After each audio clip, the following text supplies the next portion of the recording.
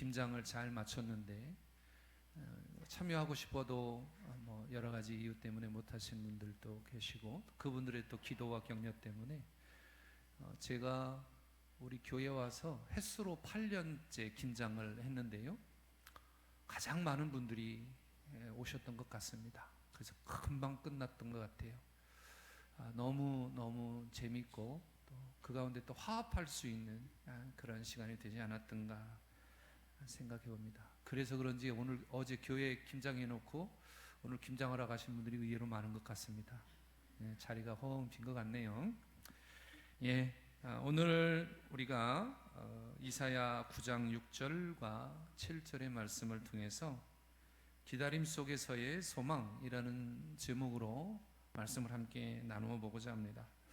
벌써 우리 본문의 말씀을 우리가 나누기 이전에 대림절이 도대체 어떤 의미인가, 그래서 대림절의 의미를 한 두 가지 정도의 의미를 가지고 여러분에게 먼저 말씀드리고 오늘 본문의 말씀을 가지고 이어가고자 합니다.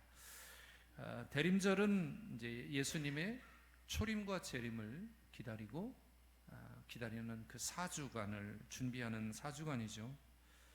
첫 번째 오심 그리고 그분의 재림을 기대하는 시간이에요. 그래서 첫 번째 주의 주제를 삼으라고 하면 기다림도 있겠고 또는 소망이라고 하는 그런 주제로 묵상하는 기간이 바로 대림절 첫 번째 기간입니다.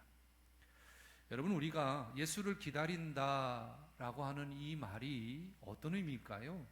여러분, 예수님의 초림과 예수님의 재림을 기다린다라고 하는 의미가 어떤 의미고, 또 그렇다면 저와 여러분이 예수님의 오심을 기다리는 자세는 어떤 자세이어야 하느냐? 아주 중요한 문제겠죠. 중요한 질문입니다. 사실 우리는 너무 습관적인 태도로 모든 절기를 맞이합니다. 이때 이런 거야, 저때 저런 거야. 머리로서의 어떤 이해로만 그 절기를 이해하려고 하죠. 그런데 우리가 1년이면 겪는 어떤 이 사이클링적인 그런 사이클로 다가오는 그런 절기이지만 그 절기가 가지고 있는 의미는 우리 하루하루를 살아가는 우리들에게 아주 중요한 그러한 의미를 담고 있다라는 거예요. 그래서 말씀드렸던 것처럼 우리가 예수님을 기다린다. 그럼 우리 자세는 어떠한 자세이어야 하느냐? 단순히 시간을 보내는 것이 아닌 거예요. 그렇다면 어떤 자세여야 하느냐? 그분의 오심을 믿고 하나님을 신뢰하고 소망 가운데 그분의 초림과 재림을 기다리는 자세. 이것이 저와 여러분의 자세여야 하고요. 이를 위해서 우리는 몇 가지 중요한 마음을 가져야 한다. 그 첫 번째가 그분이 다시 오실 거라고 하는 믿음. 이 믿음은 삶의 실천에서 드러나야 하고요. 두 번째는 하나님을 신뢰해야 하는 거예요. 신뢰한다는 건 뭐예요? 그분의 약속을 믿는다는 거예요. 오늘 이사야에서 선포하고 있는 말씀은 오랜 수백 년 동안 메시아의 오심을 기대하고 고대하는 이스라엘의 백성들에게 그 메시아가 올 것이다라고 하는 선지자의 예언이 말씀을 통해서 선포되고 있습니다. 사실 이스라엘 백성들의 그 삶을 보면 많은 우여곡절이 있었죠. 여기서 우여곡절이라고 하면 정말 힘든 어려운 그런 과정을 겪었습니다. 그럴 때마다 이들이 놓지 않았던 것은 뭐냐면 우리를 구원해 줄 메시아. 그래서 유대인들은 이 메시아에 대한 잘못된 오해를 하고 있는 경우도 보게 됩니다. 그게 어느 때 보게 되냐면 마태복음 21장에 예수님께서 예루살렘에 입성할 때 그 메시아를 부르는 호칭에 대한 부분이 그들이 얼마나 자신들이 억압당하고 있고 힘든 부분을 지켜줄 메시아를 기다리고 있는가를 잘 나타내주는 단어가 호산나라고 하는 단어입니다. 우리가 찬양 가운데 호산나를 넣어서 막 기쁘게 찬양하니까 그 가사, 그 말의 뜻이 좋은 의미로 우리들에게는 있지만 사실은 그 호산나 다윗의 자손이여라고 하는 그 말의 의미는 지금 우리들이 처해 있는 이러한 포로로서 억압당하는 자들로서의 삶에서 우리를 지켜줄 메시아, 다윗처럼 강하고 모든 세계를 평정할 수 있는 왕으로서의 기대 속에 메시아를 기다리고 있다는 거예요. 근데 성경에 보면 이사야에도 그런 모습이 있죠. 어디 흠모할 모양조차 없는 메시아를 소개하고 있다는 거예요. 그럼에도 불구하고 저와 여러분은 어떤 메시아를 기다려야 하느냐? 바로 우리에게 오시겠다 약속하신 아기 예수. 이 말씀은 하나님의 계획이었죠. 그 하나님의 계획을 신뢰하고 그분의 약속을 믿는 것. 이 상황이 되었을 때, 이러한 상황에 믿음이 있을 때 어떤 상황 속에서도 흔들리지 않는 소망을 가질 수 있다. 말씀드렸듯이 구약 성경에서의 예를 보면 이스라엘 백성이 하나님의 약속을 믿고 기다려요. 그 오늘 이사야의 말씀에도 있는 것처럼 수백 년 동안 메시아의 오심을 기다리고 있지만 그들에게 변치 않았던 것이 뭐냐면 믿음이었습니다. 반드시 그분은 우리들에게 온다. 오늘 대림절을 맞이해서 저와 여러분이 이스라엘 백성들이 가졌던 이 믿음의 자세, 저와 여러분에게도 동일한 마음으로 예수님을 기다리는 마음이 같아야 할 것입니다. 여러분, 예수님은 우리의 구원자이시고 평화의 왕이심을 믿고 그 약속이 성취될 것을 믿고 나아가는 것, 이것이 중요하다. 이것이 첫 번째 의미라면, 두 번째 의미는, 대림절이 가지고 있는 의미는 회개하는 그런 특별한 기간입니다. 제가 거듭해서 회개에 대한 말씀을 드리는데, 이 회개는 무엇을 받기 위한 첫 번째 발걸음이라고요? 그렇습니다. 예. 축복받기 위한 첫 번째 행동이 회개입니다. 그래서 교회력으로는 이 대림절이 첫 번째 출발점이라고 했잖아요. 시작이라고 했어요. 그러면 우리의 시작이 새로워야 되겠죠. 새롭다고 하는 것은 뭐냐면 우리가 묵은 것들을 다 버려버리고 새로운 마음과 결단과 각오로 무엇인가를 향해 달려가야 한다라고 본다면, 우리가 대림절 교회력으로 시작하는 이 첫 달 첫날에 우리가 우리 마음에 어떤 각오로 달려가야 할 것인가. 특별히 예수님의 이 오심을 기억하고 그분의 은혜를 새기는 것, 그리고 우리의 마음을 정결케 하고 예수님의 오심을 준비하는 기간. 그런데 거기에 더 중요한 게 뭐냐면, 이 회개라고 하는 이 단어가 주는 의미는 뭐냐면 내적인 변화를 요구하는 거예요. 여러분에게 있어서 여러분의 인생이 바뀌는, 정체성이 바뀌어지고 삶의 태도가 바뀌어지고 여러분의 영적인 변화가 바뀌어진 그 시간은 언제입니까? 시기는 다 다를 수 있지만 그 동기는 다 같을 수 있다는 거예요. 저도 같고 여러분도 같고 다 같아요.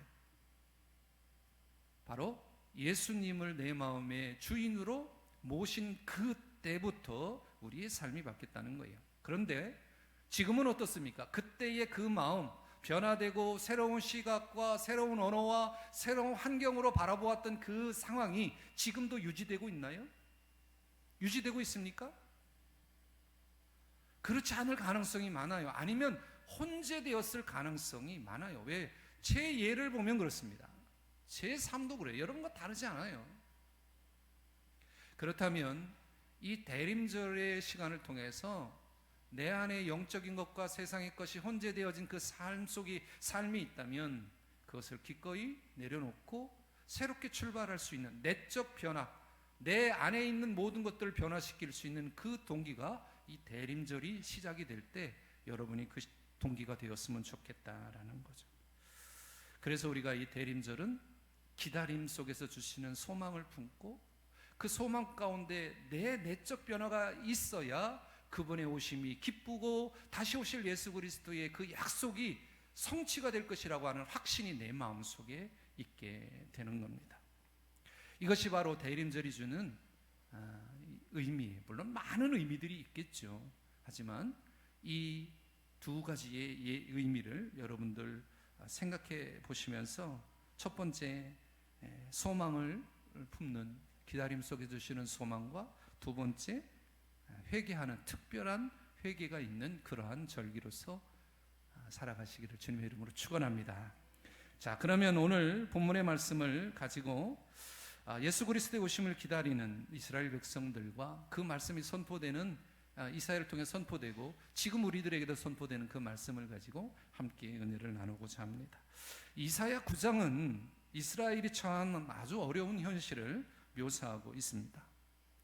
이 당시에 이스라엘은 정치적, 경제적으로 또 영적으로 위기에 처해 있던 상태였습니다. 그러니까 이들 앞에는 희망이 없어요. 아무것도 보이지 않습니다. 그냥 그대로 살아가는 거예요.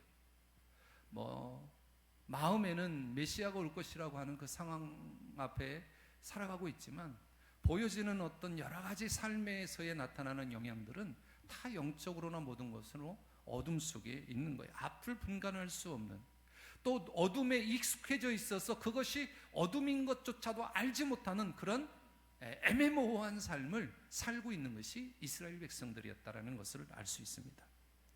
그럴 때 하나님께서는 큰 빛을 보내주실 것을 예언하고 있습니다.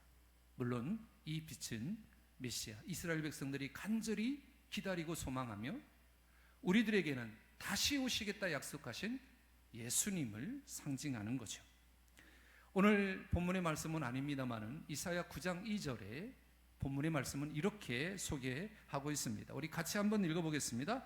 시작. 흑암에 행하던 백성이 큰 빛을 보고 사망의 그늘진 땅에 거주하던 자에게 빛이 비추도다. 얼마나 좋았겠습니까? 이것이 어둠이었구나. 내가 살아온 삶이 어둠에 익숙해져 있어서 어둠인 것조차 알지 못했지만 이것이 어둠이었구나라고 하는 것을 깨닫게 돼요. 무엇이 올 때? 진정한 빛이 올 때, 그 빛으로 인해서 어둠이 물러가게 될 때, 아니면 우리의 영적인 상태가 어둠 속에 있을 때 그것을 몰아낼 수 있는 것이 무엇인가? 바로 빛, 2절에서 소개하고 있는 빛, 바로 예수님을 상징하고 있는 거예요. 2절의 어둠 속에서, 이 어둠은 단순한 밤이나 육체적인 고통을 말하는 것이 아니에요. 우리가 가지고 있었던 인간의 가장 해결할 수 없는 원죄, 이 이사야 선포는 바로 이 우리의 죄를 다스리시기 위한 하나님의 계획을 다시 한번 선포하는 장면이기도 합니다. 그래서 육체적인 그런 고통, 단순한 것이 아니죠. 죄와 절망 속에서 헤매는 인간의 존재를 이 이사야는 어둠 속이라는 단어를 통해서 소개하고 있습니다. 저와 여러분은 이 어둠 속에서 다 혜택을 받은 사람이에요. 너무 감사하지요? 그렇다면 우리는 어떻게 해야 할까? 뒤에 다시 한번 말씀드리겠지만, 여러분이 그 빛의 영향을 받고 그 빛을 통해서 감사한 삶을 살고 있다면 여러분 그 빛을 비추는 그러한 자들이 되어야 합니다. 하나님의 백성으로서의 삶을 살아가는 그런 삶, 어둠 속에서 빛을 기다리는 이스라엘에게 2절은 그렇게 이야기합니다. 백성이 큰 빛을 보았다라고 이야기합니다. 이들에게는 구원의 소망이었고 또 삶을 살아가는 데 있어서의 행복한 그런 앞길을 예언해 주는 장면이죠. 그렇다면 지금의 우리의 소망은 뭐냐? 여러분 한번 옆에 분에게 한번 살짝 물어보세요. 대답 안 해도 그냥 물어보세요. 대답 안 해도 그냥 물어보세요. 당신의 소망은 뭡니까? 한번 물어보세요. 살짝 물어보세요. 잘 안 하는데 한번 해보세요.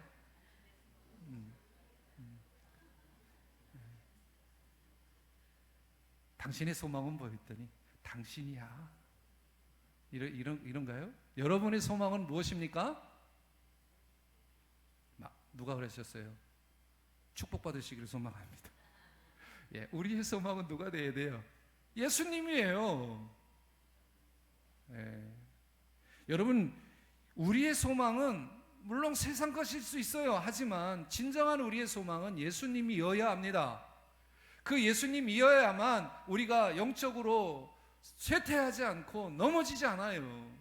여러분, 이 세상의 삶은요, 우리가 주님을 바라보았을 때, 우리의 인생이 바뀌었을 때, 이 세상의 삶은 우리의 연속성이 아니고요, 이 세상의 삶은 보너스예요. 진정한 우리의 삶은 뭐예요? 영적인 삶이죠. 이 땅에서의 삶은 누구나 살아가는 거예요. 믿는 사람이든 안 믿는 사람이든. 그러나 우리들에게는 예수님을 두 번 죽지 않는, 한 번 죽지만 두 번째는 영원히 사는 그 삶을 길을 택했을 때 주시는 그 삶이 뭐냐면 세상의 보너스의 삶을 주게 주셨다는 거예요. 그렇다면 우리가 어떻게 살아야 하는가 굳이 설명하지 않아도 여러분은 다 아실 겁니다. 여러분의 소망은 예수님이어야 합니다. 여러분의 소망은 우리 삼위일체 되시는 성부, 성자, 성령 하나님이셔야 합니다. 그래야 우리가 살아갈 이유가 있는 거예요. 6절, 7절 말씀은 예수님에 대한 예언이죠. 여러분 잘 아는 설교, 이 대림절이면 꼭 한 번은 등장하는 본문의 말씀이에요. 그런데 그분은 단순한 인간이 아니라 기묘자, 모사, 전능하신 하나님, 영존하시는 아버지, 평강의 왕, 많은 수식하는 말들이 있어요. 근데 여기에 도대체 기묘자는 뭐고, 평강의 왕은 누구고, 뭘까? 제가 짤막하게 이 말씀을 풀이하면, 기묘자, 이거는 우리말로 하면 기묘한 자입니다. 놀랍고 신비로운 존재라는 뜻이에요. 그러니까 이 메시아라고 하는 그 의미는 놀랍고 신비로운 존재, 인간의 이해를 초월하는 하나님의 지혜와 능력을 소유한 분이 기묘자예요. 그러니까 그의 계획과 행동은 기묘하고 경이롭다라는 뜻이고요. 모사는 뭐냐면 능력 조언자, 상담자라는 뜻이에요. 완벽한 조언을 제공하시는 분, 그래서 우리가 주님의 지혜를 닮아가라 라고 하는 그 지혜 가운데 있는 그 뜻이 바로 모사라는 단어이기도 합니다. 우리를 올바른 길로 인도하시는 완벽한 상담자가 예수님이에요. 전능하신 하나님, 이건 구분은 굳이 설명하지 않아도 되죠. 전능하신 하나님은 이 땅을 창조하신 하나님이십니다. 이 땅은 하나님, 성부 하나님이 창조하셨는데? 라고 생각하고 계신 분이 있을 수도 있어요. 그런데 창세기에 보면 성부 하나님만이 혼자 창조하신 것이 아니라 삼위일체 되시는 성부, 성자, 성령, 이 세 분의 한 하나님이 창조하셨다. 그러니까 예수님은 그 같이 창조하신 분이에요. 그래서 성경은 전능하신 하나님이다, 신적인 존재를 뜻한다. 우리가 삼위일체를 뜻할 때 이렇게 했잖아요. 성부, 성자, 성령, 각 신인은 같대, 신적인 존재로서는 같대 서로의 역할을 도와주는 분들, 이게 삼위일체, 우리 통합측에서 이야기하고 있는 삼위일체라고 할 수 있습니다.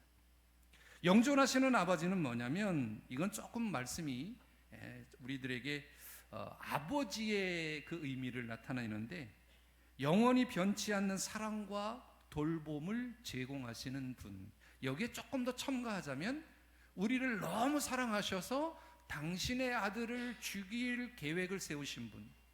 요한복음 3장 16절 시작. 하나님이 세상을 이처럼 사랑하사 독생자를 주셨으니 이는 저를 믿는 자마다 멸망치 않고 영생을 얻게 하려 하심이라. 17절에 이렇게 되어 있어요. 하나님이 예수님을 이 땅에 보내신 것은 이 땅을 심판하려 함이 아니다라고 분명하게 기록하고 있습니다. 메시아라고 하는 이 영존하시는 아버지는 시간과 공간을 초월하는 영적인 분이다. 그리고 아버지처럼 우리를 보호하시고 또 사랑하는 분이다. 그것을 영존하시는 아버지. 평강의 왕이라고 하는 이 말은 예수님이 화해와 평화를 가져오는 왕으로 표기되고 있습니다. 가장 먼저는 어떤 평화를 가져왔느냐? 하나님과 인간 사이에 죄로 막혀있는, 감히 인간이 하나님 앞에 갈 수 없는 막혀있는 그 담을 허물기 위해서 이 땅에 평강의 왕으로 오셨다. 이것이 이사야에서 예수님에 대해서 말하고 있는, 특별히 오늘 6절에 말씀하는 그 말씀의 의미 속에 가지고 있는 여러 이름의 의미를 볼 수 있습니다. 자, 그래서 이 모든 이름이 갖고 있는 의미는 뭐냐? 이 모든 이름은 예수 그리스도의 사역과 성품을 통합적으로 묘사하고 있고요. 그 탄생이 가져올 희망과 구원을 예언적으로 설명하고 선언하고 있는 것이 오늘 이사야 9장 6절에 기록이 되어져 있습니다. 여러분, 이 예언은 이루어질까요? 당연히 이루어지죠. 왜요? 저와 여러분이 믿어졌기 때문에 그렇습니다. 예수님은 단순한 역사적인 인물이 아니에요. 우리 예수님은 우리가 초림과 재림을 기다리고 있지만 우리 곁에 오셔서 항상 우리와 함께 하시는 거예요.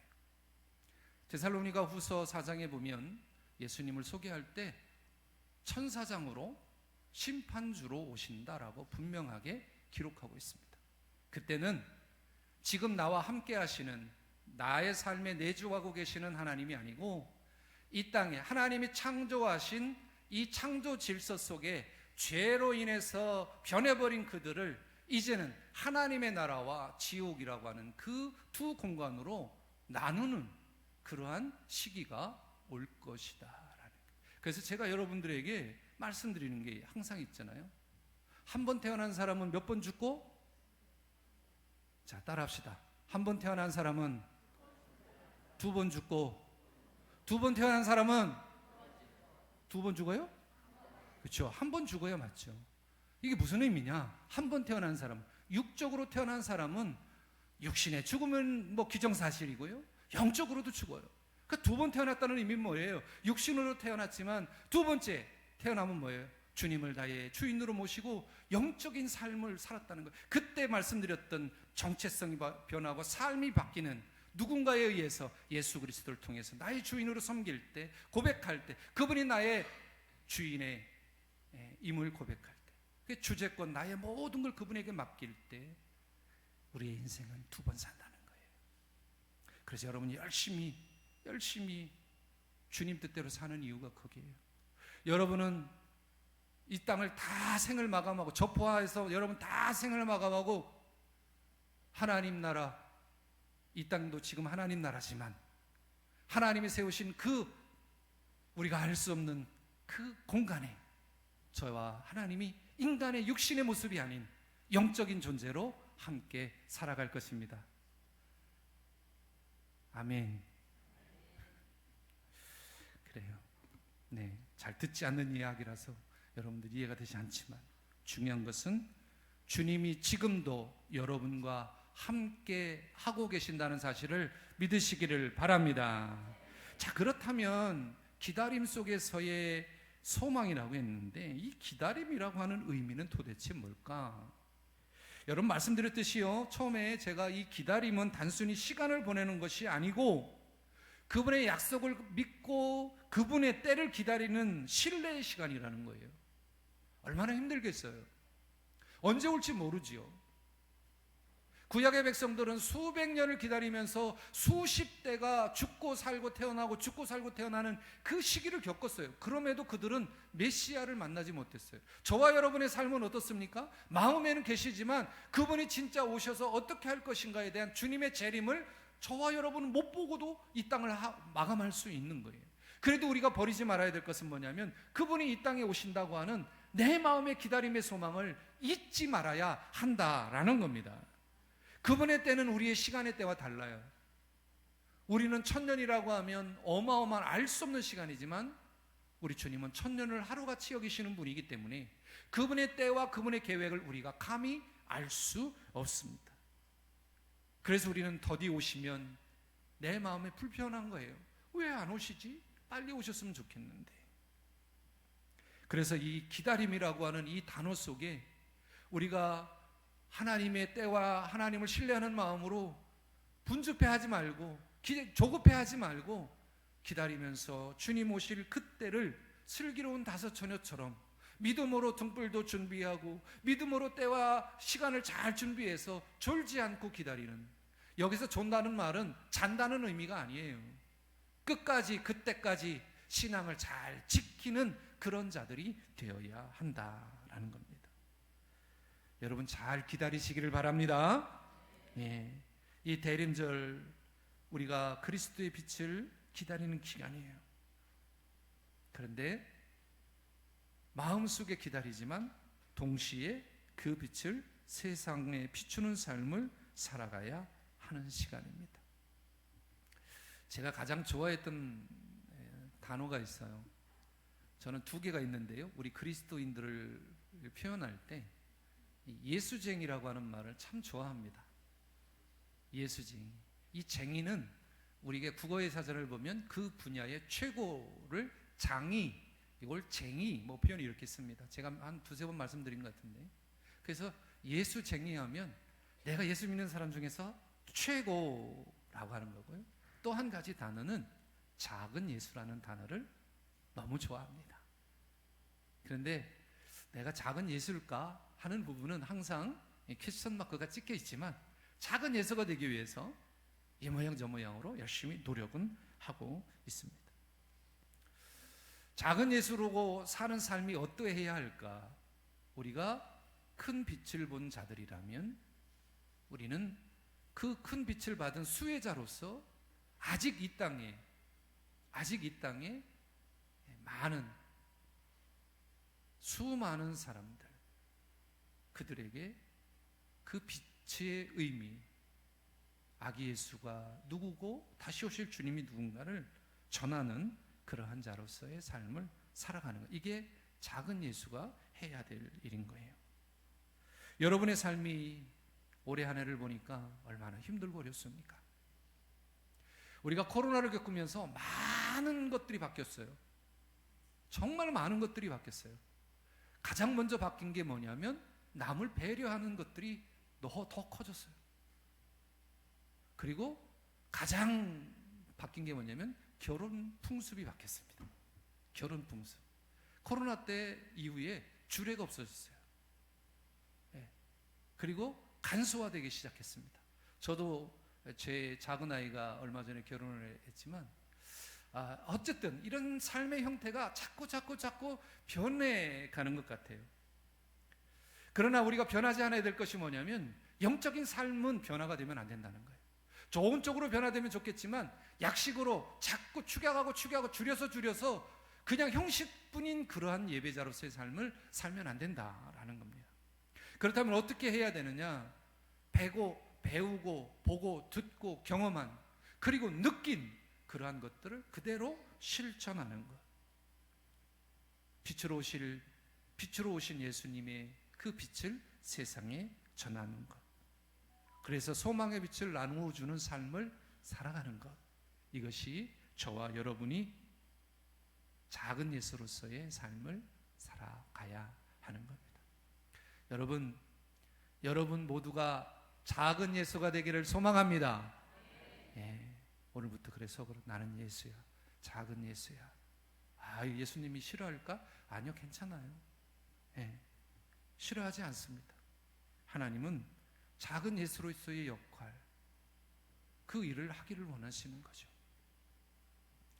우리가 이 대림절을 기다리며 살아가는 삶 가운데 내 마음에, 내 인생에, 내 삶의 길을 인도하시는 분은 아기 예수로 오실 예수님이시고, 또 다시 오실 우리 부활의 주인이신 우리 예수 그리스도이십니다. 우리 모두가 이 소망을 품고 주님의 다시 오심을 기대하고 그 빛을 세상에 전하는 삶을 살아가시기를 간절히 바랍니다. 이 대림절 기간 동안에 여러분 모두가 예수님 안에서 진정한 소망을 발견하고 그 소망을 나누어 세상에 빛을 비추는 그 역할을 감당하시기를 주님의 이름으로